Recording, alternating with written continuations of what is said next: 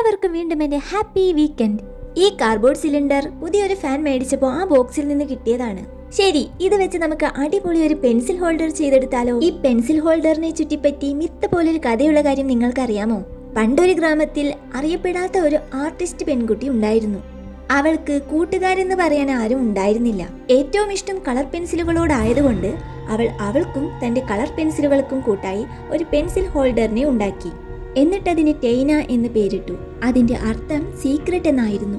അങ്ങനെ അവൾ അവളുടെ കഥകളും രഹസ്യങ്ങളും ഒക്കെ ഈ പെൻസിൽ ഹോൾഡറിനോട് പറയാൻ തുടങ്ങി. സ്ഥിരമായി ഇങ്ങനെ ചെയ്തതുകൊണ്ട് ആ പെൻസിൽ ഹോൾഡറിന് എന്തോരു ശക്തി ഉണ്ടായി എന്നാണ് പറയപ്പെടുന്നത്.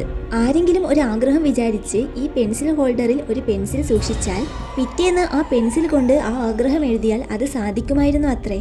അങ്ങനെ ഒരു പെൻസിൽ ഹോൾഡർ കിട്ടിയാൽ നിങ്ങൾ എന്താഗ്രഹമായിരിക്കും എഴുതുക? ഞാനും എന്റെ പെൻസിൽ ഹോൾഡർ ഉണ്ടാക്കി. ഇതിൽ കുറച്ച് കളർ പെൻസിലുകൾ സൂക്ഷിക്കാം. ഇനി അടുത്ത വീക്കെൻഡിലെ പുതിയ വിശേഷങ്ങളുമായി വീണ്ടും ഞാൻ വരും.